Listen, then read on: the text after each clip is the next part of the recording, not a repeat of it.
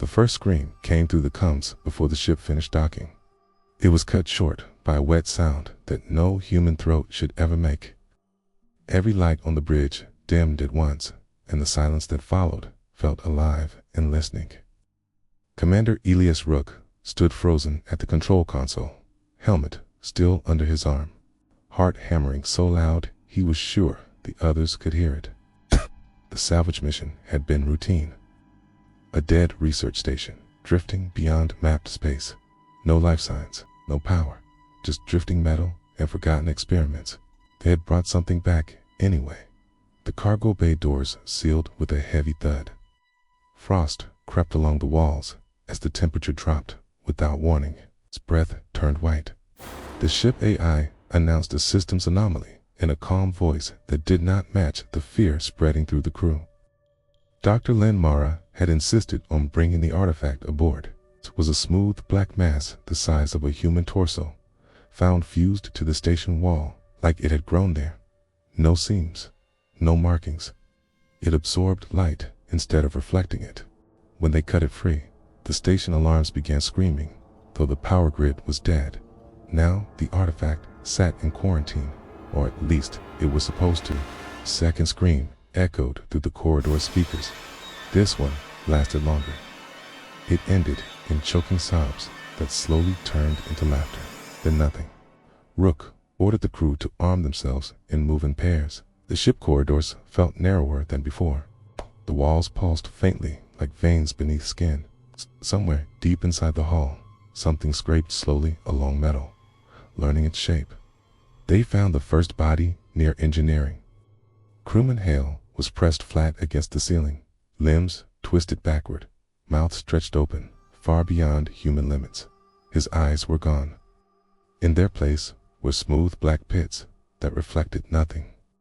Lynn staggered back, whispering that this was impossible. The artifact had shown no signs of life, no biological readings, no energy output, silence. The lights flickered. In the darkness, something moved between the shadows, too tall and too thin. When the lights returned, it was gone. The ship, AI, reported multiple breaches. Internal sensors showed shapes that did not remain consistent. They changed when observed. They blurred when recorded. As if reality itself struggled to agree on what they were seeing.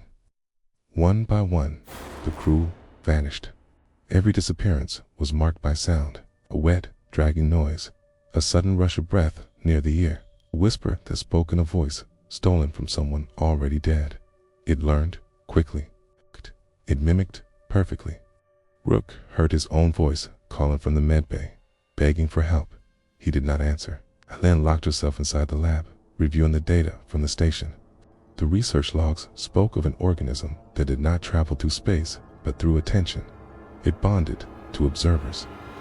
It followed perception. Once noticed, it could not be unseen. The final log was a warning. Taken from its environment, it would seek containment inside minds. Bodies were temporary shelters. Fear was nourishment. The door to the lab dented inward. Lynn screamed as the walls darkened, the blackness spreading like spilled oil. Faces pressed outward from the metal, their mouths opening in silent cries. The thing did not break the door. It waited. It always waited until its prey understood. Rook reached the escape pod bay alone. His blood smeared the floor in long hand-dragged lines.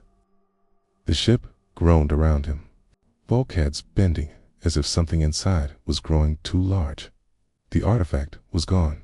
The lights went out completely. In the darkness, Rook felt breath against his neck. He smelled iron and cold stone. A voice spoke softly, using his own tone, his own memories. It told him it had never been in the cargo bay. He'd had been watching him from the moment he first looked at it on the station wall.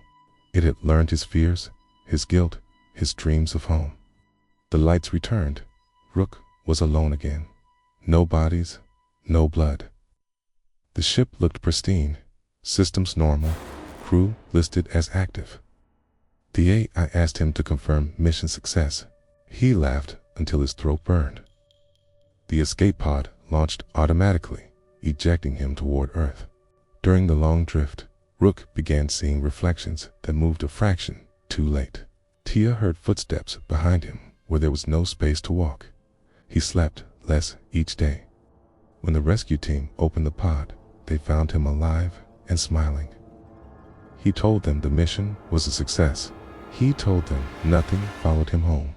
On Earth, people began reporting strange dreams after watching the debrief footage. Black shapes at the edge of vision. Voices that sounded familiar. Healing of being watched whenever the lights went out. Deep inside Rook's mind, something settled comfortably. It had learned a new world. If you enjoyed the story, then please like and subscribe. Thanks for listening.